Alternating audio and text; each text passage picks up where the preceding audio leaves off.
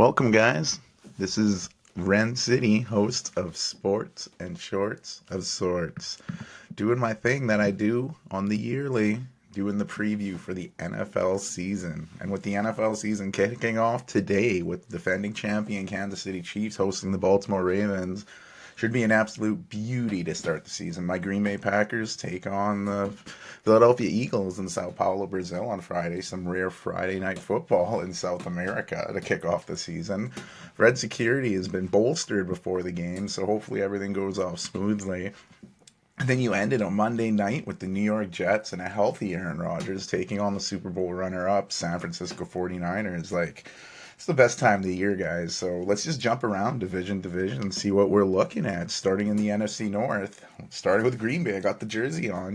Let's do it. Starting with my Packers, and this is gonna be a tough division this year. We witnessed the magic of the Detroit Lions last season, and that's gonna be tough to repeat. The Packers should be even better with Jordan Love getting a full season under his belt. I'm thinking he's making the Pro Bowl this year. Excuse me. But there is going to be a big loss. Quadzilla A.J. Dillon is out for the year with a neck injury. That's big. Aaron Jones, he's gone to the rival Minnesota Vikings. But that's why the Packers brought in Josh Jacobs.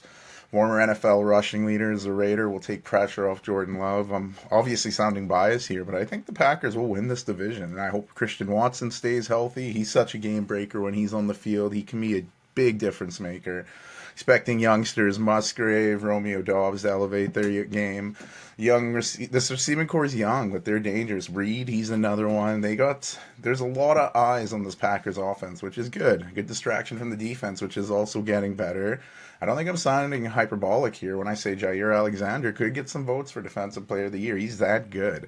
A lot of people are selling the Packers, thinking they'll regress, but I'm thinking they're going to take the NFC North back, winning the first time since 2021. I am always pro Packers, though. Maybe a little over ambitious, but I'm thinking this is a legit one. This isn't just a heart thought. This is a brain thought, which I guess are the same thing. Do hearts think? Anyway, the Detroit Lions, like I said, they're in unusual territory here. Dan Campbell and his team, the Lions aren't used to having a lot of success, so they're not in a position a lot to try and repeat success, like maybe in the 50s, but it'll be interesting to see how Goff and the rest of this offense responds. I think Goff is going to play great. I think he's a good quarterback. He's over whatever issues he had as a Ram. I'm expecting a bigger season out of his security blanket, Sam Laporta, fantastic tight end. And the Lions are dealing with some depth at wide receiver, but Amon-Ra, St. Brown, Jameson Williams, Khalif Raymond, if they all still stay healthy, it's one of the more dangerous trios in the NFC. Plus that running back duo of David Montgomery and Jahmyr Gibbs, that may be the best 1-2 punch in the NFL at running back. Especially late in the game when you're trying to stop a team and they're killing the clock and there's nothing you can do. But this Lions team isn't all about power. They have the speedy guys, like I said, so they're not just going to punch you in the mouth. They're going to sprint by you while you're doing it. But if this team wants to get to that next level, it's going to have to start on the defense. They were not nearly good enough to get to a Super Bowl. Like, the offense can do as much as it can, but if that defense even plays a little better, that should move them up. I'm interested to see how first-round pick Terrion Arnold, 24th overall out of Alabama, will fit in. He could be a ball hawk on that defense, a real game changer. Could even put him in the running for Defensive Rookie of the Year. But we'll see how the Lions face off. I know teams aren't going to be overlooking them this year, so they're going to have targets on their heads, which I'm sure Dan Campbell's more than cool with. I know the Minnesota Vikings, have been dealing with injuries. First round draft choice, J.J. McCarthy, drafted to replace the departing Kirk Cousins. He's gone for the year. So Sam Darnold, it's his chance to remind everyone why he was drafted third overall in 2018. I think he's progressed, and this could be his time. If he can get the ball to Justin Jefferson, the Vikings should win games. You have Jordan Addison and Jalen Naylor. They're both coming off injuries. Could be hampered coming the week one. Hopefully they're back. The Vikings do have the addition of former NFC North rival Green Bay Packer Aaron Jones, as I mentioned. If he can get going and stay healthy, he should alleviate some pressure off of Sam Arnold. But Ty Chandler, he's a solid backup. The Vikings, well-rounded, middle-of-the-pack defensive last season. They might need to elevate that play to help Darnold out. There's guys on there that can do it, and they got some new ones too. Van Ginkel coming in from the Dolphins, and 17th overall selection in the draft, Dallas Turner out of Alabama. Those two guys should really boost the Vikings linebacking core, and this team, they could catch fire, and if Darnold plays well, they could find themselves contending for the NFC North. That's what I mean. It's a tough division this year, and you can't overlook the Chicago Bears. The Caleb Williams era begins, and this isn't your usual first overall pick offense. The guy's off. He's got weapons all over, and he's trying to become the first quarterback drafted first overall since 2002. David Carr to win his first game. Number one overall picks in their first game since 0-14-1. So usually when you're the top pick in the draft, you're going to a pretty bad team. But the Bears, they've got some weapons. Like I said, Keenan Allen, he's trying to show everyone he's worthy of that money he got. Same with DJ Moore. DeAndre Swift, Khalil Herbert, very good running backs to help out. Oh, rookie Roman Dunze coming in from Washington. He should really help Williams out. They seem to have a connection going. You have tight ends, Cole Kmet and Gerald Everett. The offense looks good. I'm very interested to see what this team can do. I'm intrigued. But as a Packer fan, I'm not grabbing Bear pom-poms by any means. And the Bears defense wasn't up to snuff as you usually see in Chicago, so that'll have to be better. I'm thinking another season under Matt Eberflus and the addition of defensive coordinator Eric Washington should have them playing better defense, more Bear-like defense. So one of the more interesting teams to watch. That's why they were on Hard Knocks. Go to the NFC East, where you have the Dallas Cowboys. Lots of questions in this division, though. I think the crown's going to be fought over the Eagles and the Cowboys. The Cowboys edged the Eagles out for it last year. CeeDee Lamb got his money. Dak, well, it's another story. A lot of pressure on Dak Prescott to lead this team to another division title, especially considering how thin they are at running back. They brought Ezekiel Elliott back to town. It sounds like he's going to be the starter. They have Rico Dowdle. And if Dalvin Cook can regain any of his former play, that would be pretty awesome. But losing Tony Pollard was huge for them. The Cowboys can repeat, though, and their defense could be the reason why. Micah Parsons has been quarterback hungry. He's been starved all summer, waiting to get back on the field and hit some QBs. And there is pressure on Mike McCarthy, head coach, but I don't think as much as you think. He's coming into this season, no job security. He's on the last year of his contract. If he does well, he might get another one. If not, well, he's probably out on the way out anyways. So maybe that mentality could help bring the former Super Bowl winning coach into a winning position with the Cowboys. But like I said, this is going to be between them and the Eagles. And the Eagles acquiring a guy like Saquon Barkley from the rival New York Giants, that's a game changer. He's got extra motivation behind him. Looking for a massive season out of him. Underrated pickup, I believe, was John Dotson coming from the rival Washington Commanders. Eagles just scooping up their rivals' players. And tight end Dallas Goedert seems to be healthy. I know the defense, they're really good, and they should be growing from last year's rankings. A talent of this nature, the Eagles are very talented defensively. They should have higher rankings than they did last year. I feel they should take the division here. They have the talent there. I feel like they have a little more talent than the Cowboys, and if they don't start winning, or if they start off slow, there could be heat under the seat of Nick Sirianni. Maybe a little too soon. But with the talent they have, you feel like they should be contending. I don't know what life's going to be like without Kelsey on the team as he's gone in the retirement, but we'll see how the Eagles go. I still think they're the contenders to take this division. To Washington, I mentioned the Washington Commanders. They're starting a new era with new head coach Dan Quinn and second overall pick in this past year's draft, Jaden Daniels. He'll be running the show.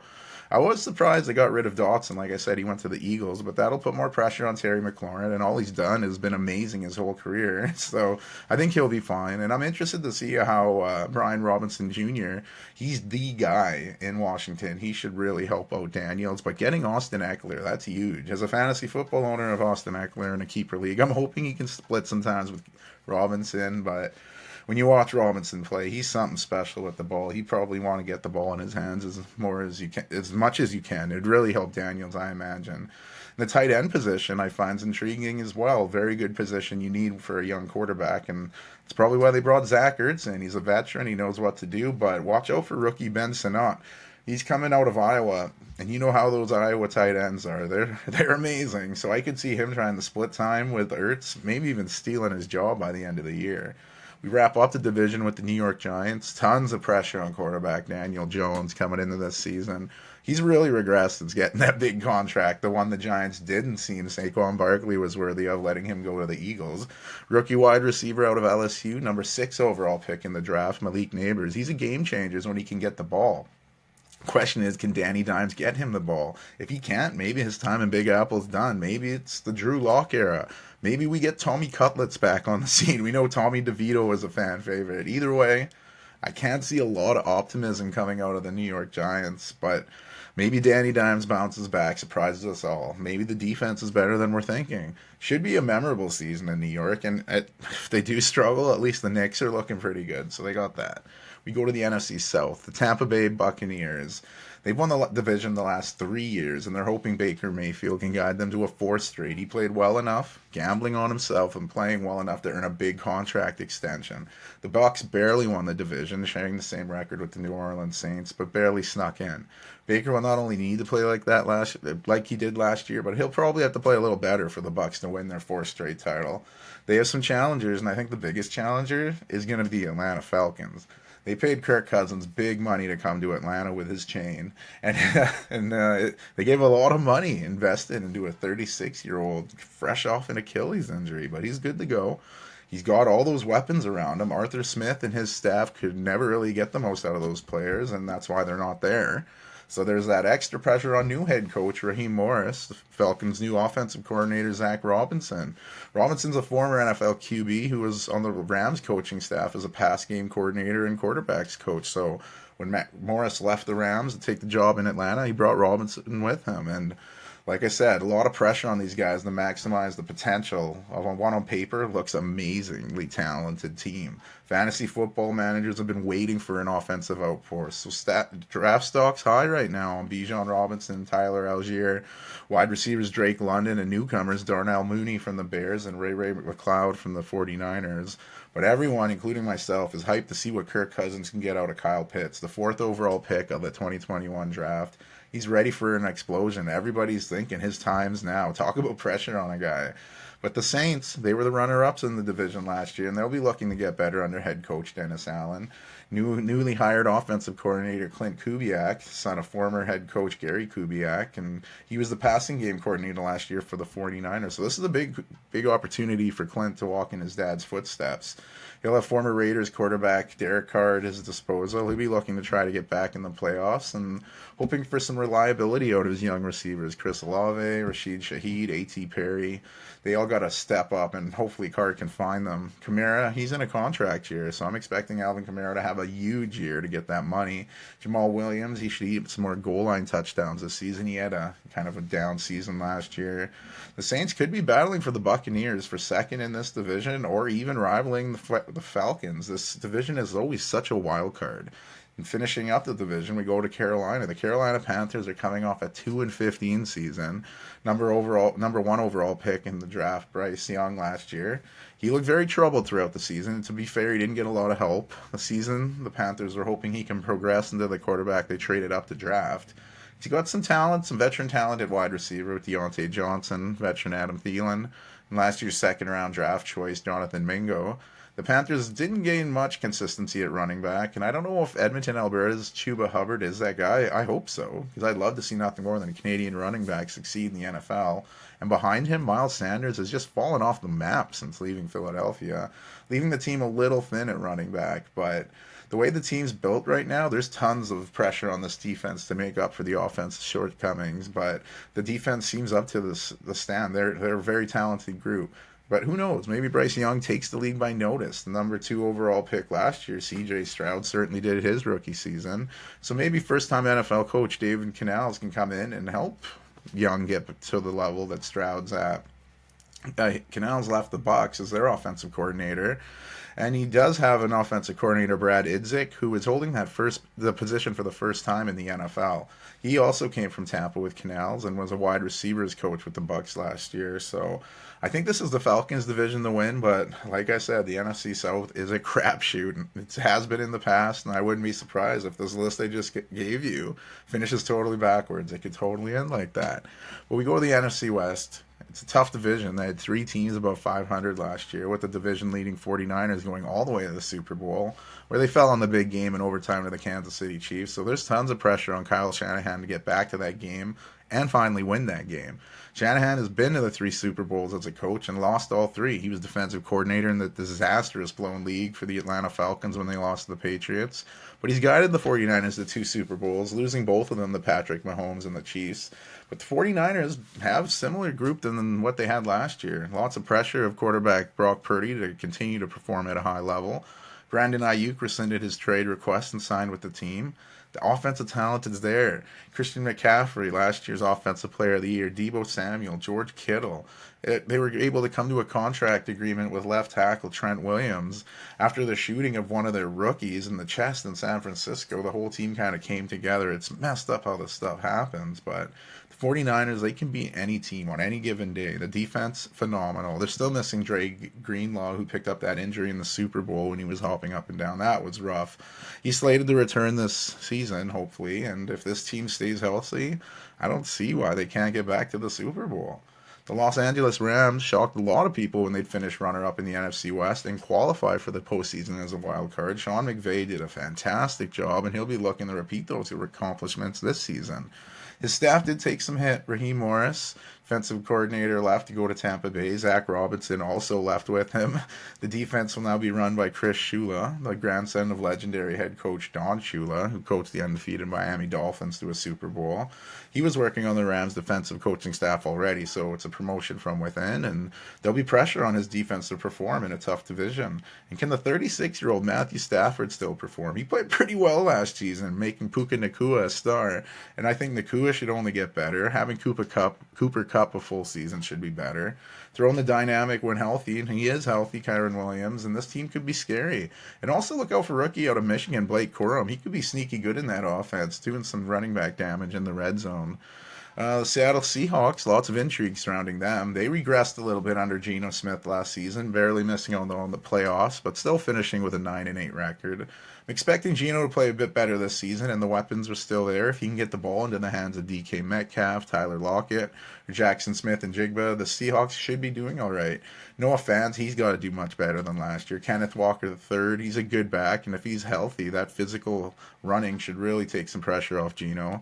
The Mike McDonald era begins in Seattle. He's bringing that swagger from the Ravens, which should help the Seahawks. Going from the oldest coach in the league, in Pete Carroll, to one of the youngest. McDonald's the same age as me, 37.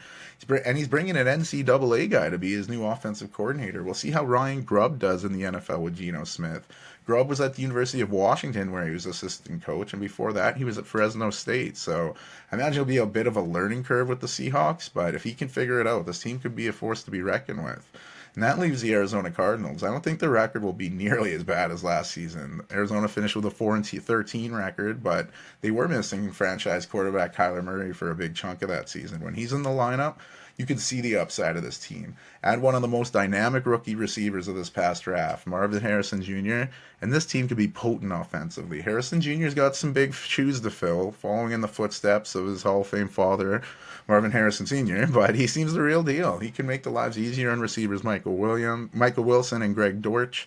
And the Cardinals have some depth at running back with James Conner, third-round draft selection out of Florida State, Trey Benson, and DeMarcado. So if their defense can improve from 25th last year, they could surprise teams and maybe get into the playoffs. I mean, it's a pretty lofty goal, but I think they can pull it off. I think Jonathan Gannon is the right coach for this team, and they'll be playing better this season, and better enough to even get in the playoffs. So we go to the AFC. And the AFC North, it was the toughest division in the NFL last season, as it is many seasons. 3 of the 4 teams qualified for the playoffs. Cincinnati Bengals just narrowly missing out despite having a 9-8 record.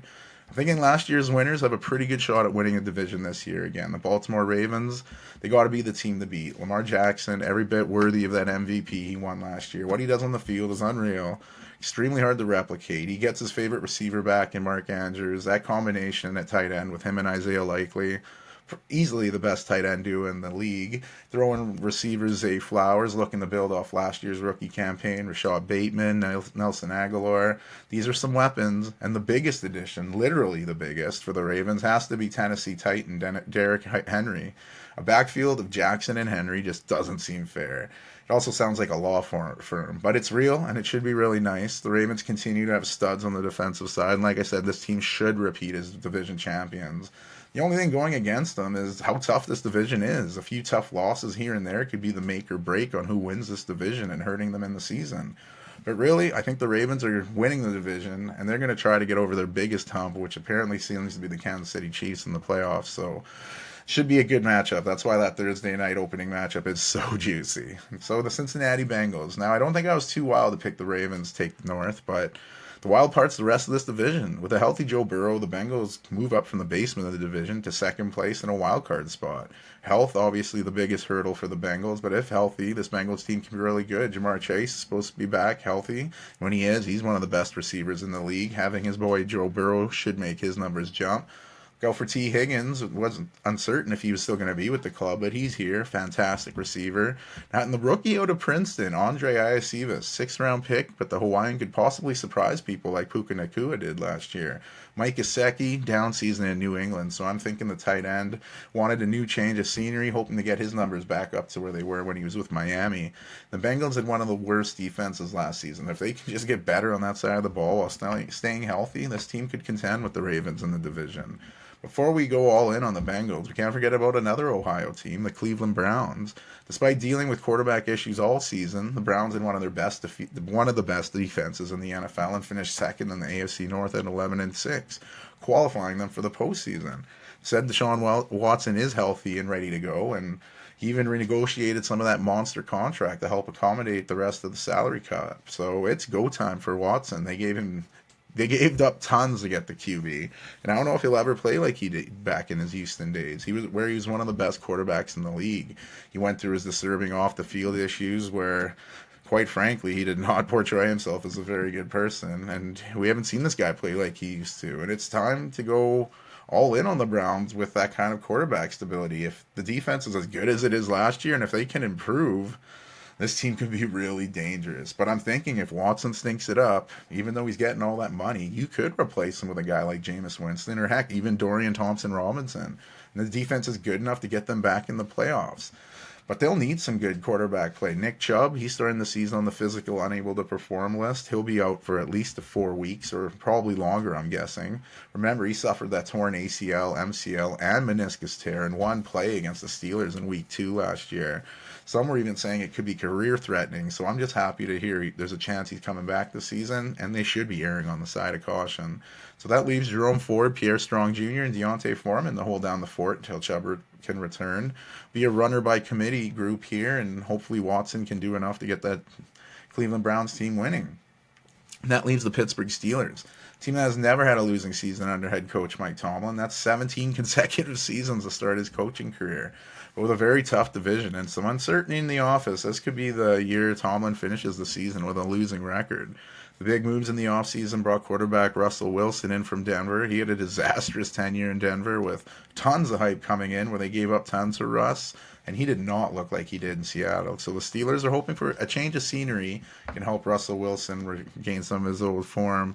They do have a good backup plan if that doesn't pan out. The former first-round pick of the Chicago Bears just 3 years ago also gets a new start on a new lease of football life in Pittsburgh. You didn't get the type of roster that number 1 overall pick Caleb Williams is getting, so it's not a very fair shake, I guess. But Justin Fields he's a talented dude, and if Russ struggles, I don't think Tomlin's going to wait too long to switch. Fields is bigger. Right now he's faster than Russ at this point in his career. Could be a real difference maker, but I think Russell Wilson is getting the job. He is a Super Bowl winner, so we'll see what happens there in Pittsburgh. We know how good the defense is. TJ Watt's always a threat to win Defensive Player of the Year, and their defense should help carry them if the quarterbacks do struggle here or there, whoever's playing quarterback. George Pickens, he's got to step his game up. He looks like he can be a great receiver, but this should be a good chance to see what Calvin Austin can do as well, to try to solidify himself as an NFL wide receiver. They also did grab Van Jefferson. He was pretty good in LA, but struggled in Atlanta, where a lot of people seem to struggle if you're a receiver. But they also have a healthy Pat Freiermuth back, two-headed running back beasts of Najee Harris and Jaylen Warren.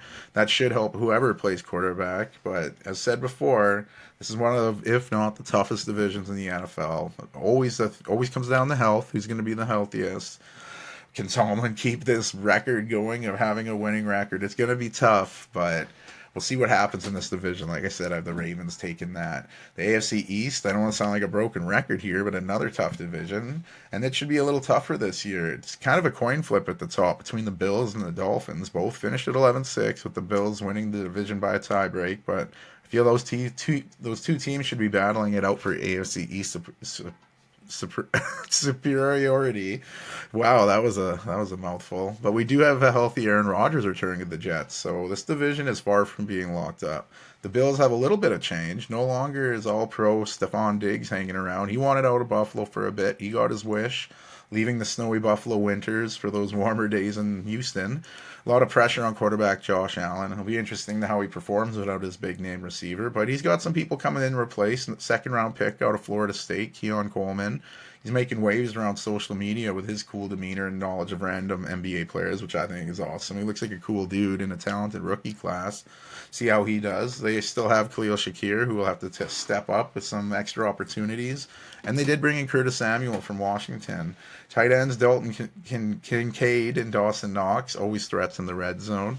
And James Cook, brother of Dalvin, solid running back, but he might lose some reps. The fourth round pick, Ray Davis. He's impressed in camp, and he could take some touches away from Cook.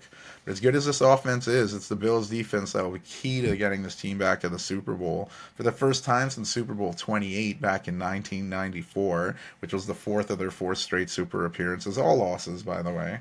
So lots of pressure on Josh Allen, but lots of pressure on head coach Sean McDermott. The Bills falter. I'm wondering how much longer they'll stick with McDermott. This could be maybe his last season. Have to love the fight of DeMar Hamlin. We all remember that scary scene where he was basically dead on the field. He was revived by the quick actions of the medical staff. He fought his way through rehab, getting back on the field, and get this, he is now the starting free safety of the Bills. Gotta love that backstory. It's great to see him back on the field. Miami Dolphins, like I said, they're a team they're right there with the Bills. You gotta love the vibe of Coach Mike McDaniel, what he's brought to the franchise. That's why the Dolphins extended McDaniel through the 2028 season. And I love that meme going around of McDaniel, picture of him from when he was signed to now, saying it only took 2 years in Miami for Mike McDaniel to go from Best Buy assistant manager to South Beach cocaine kingpin. It looks pretty funny. Mike Bovis on X for getting that out there. But back to the field, when the Dolphins are rolling, they're more dangerous than a runaway steamroller. Like throwing up 70 points in a game last season. It's crazy. This team can catch fire, very flammable, and offense is full of studs. When Tua Tagovailoa is up and healthy, he's one of the best quarterbacks in the league. I just get nervous when he takes shots, especially to the head area. We saw the fencing reaction we saw of him. Two quick concussions in succession. Not something you like to see. His wide receivers, we know the speed there. The Cheetah, Tyreek Hill, one of the best wide receivers, if not in the game. Jalen Waddle, he's no slouch. We can already see tons of Penguin celebrations in our new future. Braxton Berrios, great slot guy. Running backs for the Dolphins, built for speed. Raheem Mostert, Devon Achane, two of the fastest backs in the league. And then like NFL had races at the end of the year, kind of like you did in elementary school. The Dolphins would win that race, I think. They got speedsters galore. But an underrated pickup for the Dolphins got to be Jonnu Smith. This dude's a solid tight end. He was in purgatory last year in Atlanta, as everybody seems to be, as a wide outer running back, but this team is solid offensively. It's going to come down to the defense, though. I mentioned in the Bills portion, I'll mention the Dolphins portion. We know what these offenses can do, but it'll be big plays and big moments on the defense. One face very familiar in Buffalo over the last 7 seasons he's been there. Jordan Poyer. He has joined the Miami Dolphins to team up with Canadian Javon Holland, making one hell of a safety pairing. And how about the addition of Calais Campbell? The 38-year-old will be entering his 17th season, first with the Dolphins, and maybe these defensive moves will help the Dolphins get back to the Super Bowl, a place they haven't been since Super Bowl 19 back in 1984. And now we go to the New York Jets, the team that had all the hype going in the last season, from Hard Knocks to Monday Night Football, where Aaron Rodgers would get that serious torn Achilles injury just minutes into the game. A gut punch for sure. And being a Packers fan, I didn't want to see Rodgers go down like that. He's always going to be a Packer when his career's done, but I'm excited to see how he bounces back. What a severe injury at 40 going on 41 in December. But when this guy's on the field, he's got an aura. Love him or hate him, he's got it. And if he can stay healthy, I think this Jets team can beat a lot of teams. The offensive weapons are there. Garrett Wilson's one of the best receivers in the league. Team him with Mike Williams, Alan Lazard. That's a pretty potent receiving core. And like I mentioned with the Dolphins, the Jets have some speedsters at the running back position. Breece Hall, when he's healthy and ready to go, fast. Braylon Allen, the 20-year-old fourth-round pick out of Wisconsin, he can fly. Very exciting to see what this team can do, and we already know how dominant this Jets defense can be. At times, they just suffocated the opposition, breaking their will throughout the game. If you can get that kind of defense with vintage Aaron Rodgers, the rest of the league's in trouble. The Jets are just one of those teams I'm excited to see this year. I was talking about the two teams before in this division that haven't made it to the Super Bowl for a bit, but the Jets, we're going back even further. Last time the Jets made the Super Bowl III, back in 1969, when Joe Namath walked off the field pointing to the skies. That was after their big upset win over Baltimore. And yeah, like Aaron Lewis from Stain said, it's been a while. But the New England Patriots, another team that's very intriguing to watch. A big change, obviously. After 24 seasons and 6 Super Bowls, Bill Belichick will not be the coach of the Patriots. That will now be former Patriot player, now head coach Jared Mayo. 38-year-old former linebacker knows the ways of the Patriots as he came up through the franchise from playing the coaching. He and his coaching staff have a lot of work to do. He made DeMar Covington his defensive coordinator as he has come up through the Patriot coaching ranks as well. Mayo brought in former NFL quarterback and former Cleveland Browns offensive coordinator Alex Van Pelt. He'll be running the offense. The number 3 overall pick in this year's draft, Drake May, out of North Carolina, will be sitting to start the season. Mayo is gone with the vet. Jacoby Brissett will start the season at quarterback. I think the success of Brissett and the win-loss column will dictate where we get to see Drake May, but he's a solid vet, and I think May will pick up a lot watching him. It's an interesting and untested wide receiving core consisting of last year's 6th-round draft choice out of Liberty, Demario Douglas, this year's 2nd-round draft choice out of Washington, Jalen Polk, and KJ Osborne coming over from Minnesota. The 27-year-old's kind of the veteran of the group. The Pats have pretty good solid tight ends in Hunter Henry and Austin Hooper, and the running back duo of Ramondre Stevenson and Antonio Gibson coming in from the Commanders. That's a pretty good pairing, an underrated pairing, which should help out Brissett in this offense. The play action is probably going to be a killer for the Pats. This offense will be a question mark, but I think Mayo and Covington will have that defense playing well. And again, broken record here. The AFC East could be one of the toughest divisions in the NFL. And here's that broken record syndrome here. The AFC South could be one of the toughest divisions in the league. And this one, we could have 2 playoff teams coming out of this division. I think we will, but we'll get more on that. All these quarterbacks in this division, young guys, and they're trying to take over the league here. I don't think the Texans were a fluke. A lot of people are saying the Houston Texans were a fluke. Not this guy. I think C.J. Stroud, he's the real deal. He's going to even get better. We saw how dangerous he was with Nico Collins and Tank Dell, and tight end Dalton Schultz. Now throwing one of the best wide receivers in the game, the before-mentioned Stephon Diggs.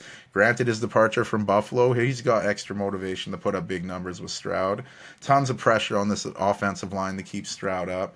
And Joe Mixon, another big addition, coming in from Cincinnati. He's always been a solid back. When healthy, he's phenomenal. I think he will help C.J. Stroud all parts of the offense. And I could see Joe Mixon going back to the Pro Bowl this season. The Houston Texans defense last year was middle of the pack, and if they want to repeat as division champions, that's going to have to get a little better. I keep beating up how this is a tough division, and I think a lot of people have already crowned the Colts even to come win this division, and I think they could, but we'll get there. But right now, let's talk Jacksonville. The Jaguars choked down the stretch, missing out on the playoffs, and I think the extra fuel should be feeding the fire inside Trevor Lawrence. Quarterback battled injuries last season, and being healthy, I think he's going to bounce back like number 1 overall picks can. The Jaguars still have wide receiver Christian Kirk, but they did bring Gabe Davis in from Buffalo and selected Brian Thomas, 23rd overall, this year's draft out of LSU. So even more firepower. And at running back, Travis Etienne Jr., Tank Bigsby, great backs. So this team can put up offense, but like a lot of teams I've mentioned, it's going to come down to defense. There are stars on the defense, obviously, Josh Hines-Allen, Alukin. These are beasts, and I know they'll be putting pressure on the quarterback, but I think there's lots of pressure on Trevor Lawrence, but there is lots of pressure on this defense too to get to the quarterback and make things easier for their quarterback. And I don't think there's tons of pressure on Doug Peterson yet. If he has another bad year, maybe. And they did leave a bad taste in the Jaguar fans' mouth with how the season ended. But I think he's okay, and the Jags should be playing much better this season to the point where they think they will be getting to the playoffs. But like I said, we'll get more on that. The Colts, same record as the Jaguars last year. Shane Steichen almost leading his team to the playoffs in his first year of coaching. Last year's fourth overall pick, quarterback Anthony Richardson, got off to a great start. Then he picked up a shoulder injury that would require surgery and keep him out the rest of the season. That's when we got to see Gardner Minshew do his thing, and that got him a starting gig in Vegas. So now Richardson's back in the saddle again. The Colts should be better. Richardson, if he can go out of bounds more rather than trying to run through people, he'll continue to show us how great of a dynamic player he is. If he doesn't, he might find himself back on the injured list. The talent's there, and we've seen it in the small sample size of what Richardson can be. I really hope he stays healthy because he is something fun to watch. Jonathan Taylor, he's healthy. He's not holding out coming into this season. That fresh start should help him get back over 1,000 yards this season. Maybe even hitting double digits and touchdowns again. Wide receivers on the Colts, great core. Michael Pittman, I think he's still an under the radar kind of receiver. He's one of the best in the league. Second year player Josh Downs will be looking to improve off his rookie season. And the Colts are very high on second round pick out of Texas, who won 2 championships as Georgia as well. Adonai Mitchell. The only reason Mitchell fell in the draft, he's a type 1 diabetic, and that seemed to spook a few teams in the draft evaluation. He could be a steal in Indy, and him with Pittman and Richardson, whew, this offense could surprise a lot of people, but these are a lot of ifs. It's going to come to the health of Richardson. Can he stay on the field? No disrespect to Joe Flacco or Sam Ellinger because they're quarterbacks in this league, but I want to see Richardson play. So hopefully he can stay in, but I can understand the optimism coming from Indianapolis for sure. We go to Tennessee to wrap up the AFC South with Ryan Tannehill out of town and former third-round pick of the team, Malik Willis, joining the Packers as a backup. The team is now firmly in the hands of a man who puts mayo in his coffee, Will Levis. Last year's second-round pick out of Kentucky will be looking to expand his game this season.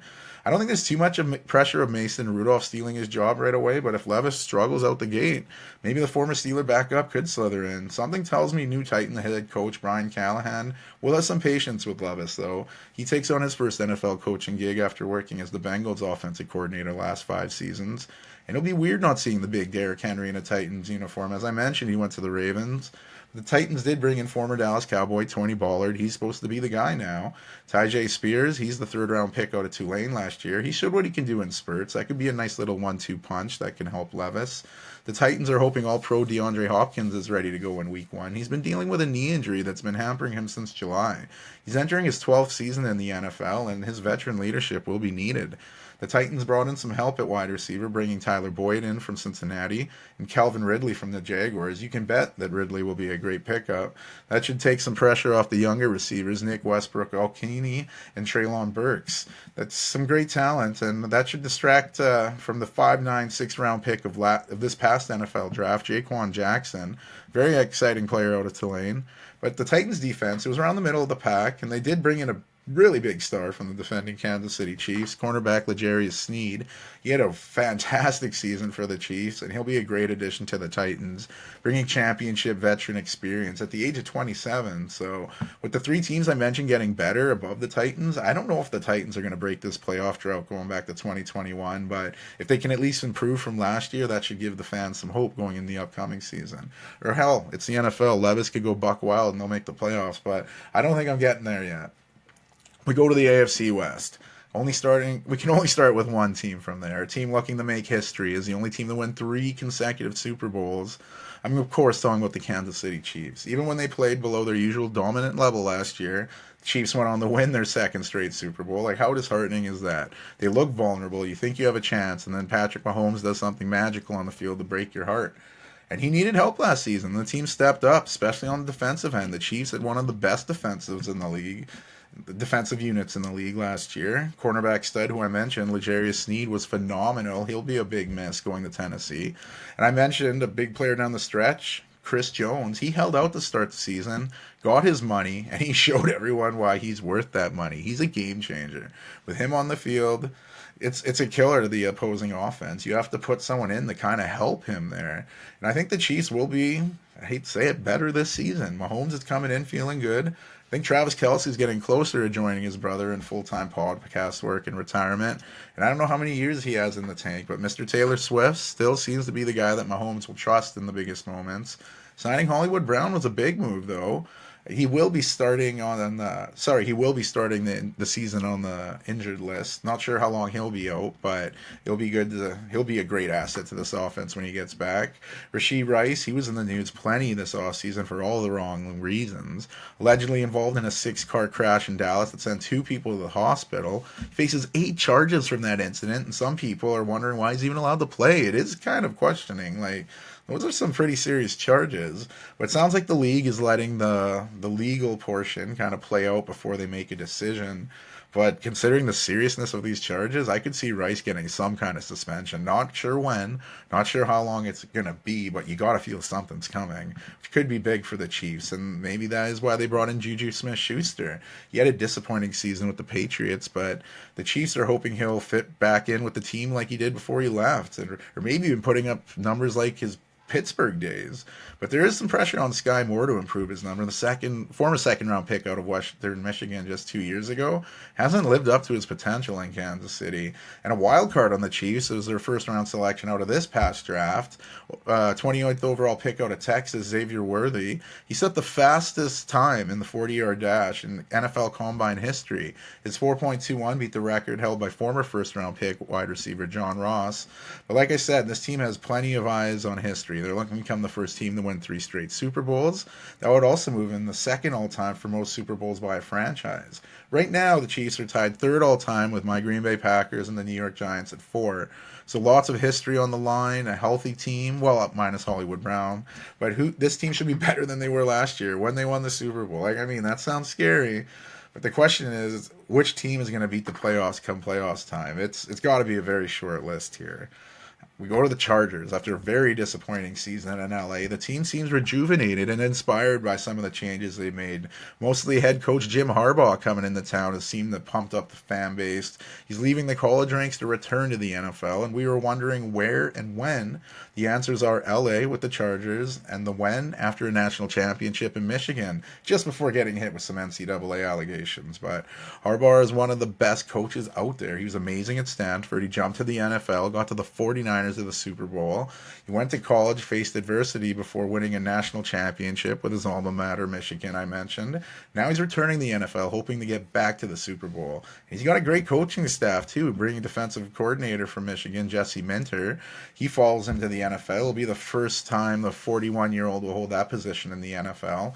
And another big move is bringing Greg Roman in to run the offense. He was the Ravens' offensive coordinator until he resigned following a playoff loss in 2022. But after a year off, he's back coaching the offense. And all this coaching talk, we're forgetting about the biggest question here. How is Justin Herbert? It sounds like he's 100%. He's not coming into the season already beat up. That's big. Having him play under the tutelage of Harbaugh is huge. He's like a quarterback whisperer. You got to love that pairing. There have been a few big losses of the Chargers rosters. Some faces that have been there forever are just gone now.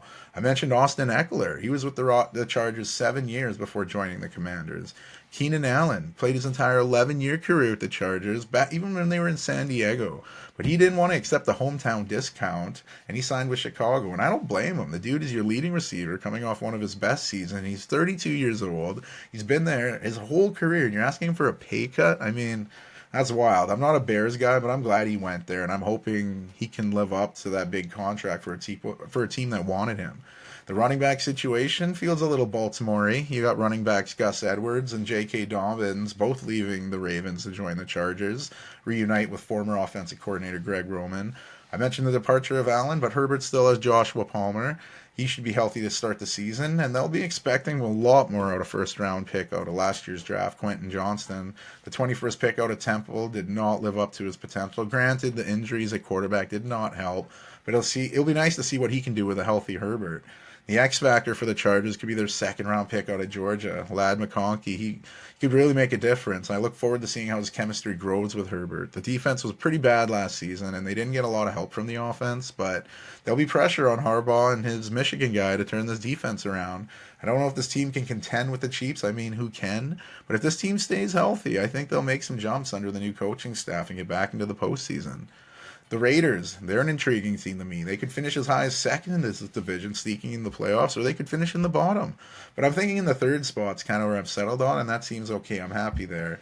I'm happy they kept Antonio Pierce as well. When the Raiders dismissed head coach Josh McDaniels and GM David Ziegler after a Week 8 loss to the Lions, Pierce took over and did a great job bringing this broken team together under a new strong voice. Former NFL linebacker took a hold of that locker room and turned the season around. Now with a full training camp under his belt, I see the Raiders continuing that trend upward. The Raiders are starting the season better at the quarterback position, I believe. Last year they went with Jimmy Garoppolo, and he was leading the league in interceptions and getting sacked like crazy before getting benched. Now the Raiders are bringing Minshew mania to Vegas, starting Gardner Minshew at quarterback. He took over for Anthony Richardson, like I mentioned earlier, last season in Indianapolis, and he almost got the Colts to the playoffs, earning his first Pro Bowl selection along the way. He outdueled Aiden O'Connell for the starting job, and I think he'll hold on to it. The Raiders have one of the best wide receivers in the league, and one of my favorite players to watch, former Packer Devontae Adams. He's looking to get back into the playoffs, and if Minshew can get Adams the ball consistently, I don't see a reason why this team can't achieve that. Last year's third-round pick, wide receiver Trey Tucker, he was coming along near the end of last season, and I think he's ready to step it up. Also, bringing in Jacoby Myers from from New England is huge to help Minshew. But much like I said about a player on the Chargers, the X factor for the Raiders could be their draft selection out of Georgia. This past NFL draft first-round selection, 13th overall, tight end Brock Bowers. He's a beast in the SEC last season and should get some TD passes from Minshew, especially in the red zone. He's been dealing with some injuries stemming from preseason, but hopefully he's good to go in week 1. And there was concern at the running back position when Josh Jacobs left to join the Packers. But the Raiders are hoping their fourth-round pick out of Georgia in the 2022 draft, Zamir White, will step up and take that position by the reins. Lots of pressure for White to fill such big shoes, but the Raiders also brought in Alexander Mattison from the Vikings to split time, and they do have Amir Abdullah, so it may be more of a runner by committee group, but as long as they can make the defense respect them and take pressure off Minshew, that's kind of a win. And we'll wrap up these divisional breakdowns by going to the Denver Broncos. A big change at quarterback is Russell, last name Wilson. That experiment did not work in Denver, so Sean Payton, he saw enough of it. They're going in a new direction. Despite a tough season that included a 70-20 loss by the Dolphins, Broncos only finished a game under 500, which is saying something. Russ had his moments. Payton had some weird moments himself, so that breakup was necessary. Sometimes they just are. So after a 3-person battle for the starting quarterback job, Payton awarded 12th overall selection in this year's past draft, Bo Nix out of Oregon. Last year's Pac-12 Offensive Player of the Year dropped to 12th because of his age, coming into the league at a very geriatric 24. He's definitely pro-ready. He earned the job beating out Jarrett Stidham and Zach Wilson. But with that being said, both of those guys are gunning for that number 1 spot. You know, that's the role of a backup quarterback. Supportive, but you want the job.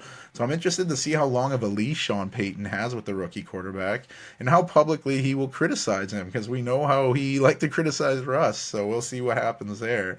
The quarterback's got good running back support. Javonte Williams, Jaleel McLaughlin. That's a good 1-2 punch. Knicks' receivers, they've got a lot to prove this season. Cortland Sutton, he's been a Pro Bowler. He needs to stay healthy and lead this group. Pressure on him to step up. They also brought in veteran Josh Reynolds from the Lions. He'll help Sutton with the vet. Last year's second-round pick out of Oklahoma, Marvin Mims Jr., he's got to make a better leap this season. Maybe more stability at quarterback could help that. Denver defense, always good. Minus that Dolphins game where they gave up 70. But the reason Denver was in a lot of games last season was because of this defense. I'm expecting that same kind of play out of this defense. It's the offense that has all the question marks, and Sean Payton's been called a genius. So let's see what the genius can do with this team. If he struggles, I wonder if Nathaniel Hackett will reach out and have anything to say about it. NFC winners. So we've talked about the divisions. Let's quickly recap it here. Sticking with the division winners, I have my Packers retaking the North from the Lions. I have the Eagles reclaiming the NFC East. I have the Falcons and Kirk Cousins' gold chain taking back the South. I have the 49ers winning the NFC West for the 3rd straight year in a row. 3 wild card spots up for grab. It could be tough, though. I can't see the Lions falling all the way out of the playoffs. I see them getting one of the spots. See the Cowboys getting back in as a wild card. And for the 3rd and final spot, y'all might think I'm bonkers here, But I think Kyler Murray and Marvin Harrison Jr. Will make one of the best connections in the league, and the Cardinals get back to the playoffs for the first time since 2021, breaking the hearts of Rams and Seahawks fans along the way. I know it's bold. We gotta be bold sometimes. The NFL, anything can happen. But we go to the AFC. I have the Ravens winning the North, as I said, taking the division in back-to-back seasons. In the East, I have the Bills narrowly taking that division. Would be their fifth straight. AFC South, as mentioned earlier, should be tougher than you'd think. It'll be a battle, but I think CJ Stroud should help the Texans secure back-to-back division titles for Houston. In the West, no real surprise in choosing Kansas City to win the division, looking to win their ninth straight division crown. Nothing but consistency from an Andy Reid team. I mean, having Patrick Mahomes helped, so that leaves us with 3 wild cards in the very tough AFC. It's a crapshoot. So many teams have a really good shot, but I got to think Miami's got to get one of those spots. They could even usurp the division from the Bills, but I think they'll just miss out much like last season. But they're still getting in. Joining them, I think, will be the LA Chargers. I think the Harbaugh-Herbert connection will help get them back in the playoffs. In the final spot, this could be so many teams. You could go Jets, Browns, Bengals, Colts, heck, even Raiders or Steelers, but I'm going with the Jaguars. See them bouncing back from that late season disappointment and squeaking in above all those teams I just mentioned. But like I said, the AFC is a gauntlet and everyone is chasing Kansas City. With those teams all making the playoffs, let's get wild. Let's talk playoffs here. A few predictions on who's going to the conference games. I'll be thinking in the NFC, I have my Packers beating the Philadelphia Eagles to advance to the Super Bowl. So this game coming up in Brazil, I'm thinking that's going to be an NFC Championship preview match. In the AFC, I have the Baltimore Ravens finally getting over the KC hump and beating the Chiefs in the playoffs. Three-peating hasn't been done in the NFL for a reason, and I don't think we're getting it this year. With that being said, I have the Packers facing off with the Ravens, and Jordan Love doing what Aaron Rodgers and Brett Favre had done before him. That's win a Super Bowl. Oh, throw Bart Starr in there too. How can we forget Bart Starr? But I see the Packers taking the big game in New Orleans, the same city where Brett Favre won his first Super Bowl, his first and only Super Bowl, but beating the Patriots in Super Bowl 31. Maybe it's bias, maybe it's Maybelline, but I really think the Packers can do it. Love grew into his own, and Love will keep us together long enough to win a Super Bowl this season, and that should silence some of his critics who said he got too big of a contract. I mean, quarterbacks got to get paid. For the awards, we'll go wild. Let's pick awards. I do see the MVP going to another quarterback, not Lamar Jackson from last year. I think it's going to be Patrick Mahomes. Not a very risky pick, but with his division getting a little tougher, I think he's going to have to elevate his game a little more, and that should be a difference. It seems odd to predict a guy to win the MVP in the regular season and not get to the Super Bowl. Well, that's just what happened to Lamar Jackson last season. For Offensive Player of the Year, I'm thinking if he can stay healthy, it's got to be Tyreek Hill in Miami. He might, is this year we see a 2,000-yard receiver? I don't know. If anyone can do it, it's him. The cheat is the man. He's just got to stay healthy. For Defensive Player of the Year, this could be another tough one. Last year was Myles Garrett of Cleveland, obviously. Well-deserved. Excuse me. And he could do it this year. It could be up between Pittsburgh's TJ Watt, though. He's always phenomenal. It could be San Francisco's Nick Bosa. Those are all the last 3 recipients of the award, and I think they could all 3 be finalists for it this year. Offensive Rookie of the Year, you probably know where I'm going with this. Marvin Harrison Jr. of the Cardinals. Again, I don't think it's too risky, but him and Kyler Murray, if they can stay healthy, I think this is a playoff-worthy team, and you got to give him the award if that happens. And defensively, I'm going a little more risk. I'm going the nickelback for the Eagles, Quinion Mitchell. The 22nd pick out of Toledo should fit right in with that team. And he's probably going to catch people's eyes on film, maybe to the point where he'll get recognized with Defensive Player of the Year. For Coach of the Year, it's tough because it's not always the most dominant team who gets it. It's sometimes given to the coach who displays the greatest displays of overcoming adversity, much like Kevin Stefanski did with the Browns last year when he won the award for the second time of his career. But to get that team into the playoffs without the quarterback issues, with the quarterback issues that they had, was something else. But this season, as you've heard, you probably know where I'm going with this. I'm going to go with a coach that's going to get his team back to the playoffs for the first time in a while when they were in last place last year. Jonathan Gannon, full in on the Cardinals getting back to the playoffs. I don't have them winning the Super Bowl, but I have this team making it to the playoffs. So look out for that. And that's it. That's the Rencity NFL season preview. Your host of Sports and Shorts of Sorts, bringing it to you.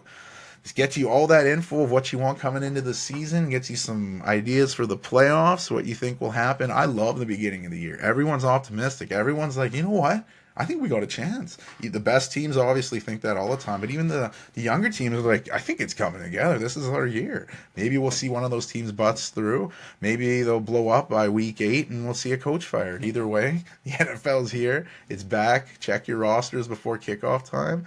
Do all that. But thanks for tuning in. We'll see how these picks line up. Hopefully you enjoyed it.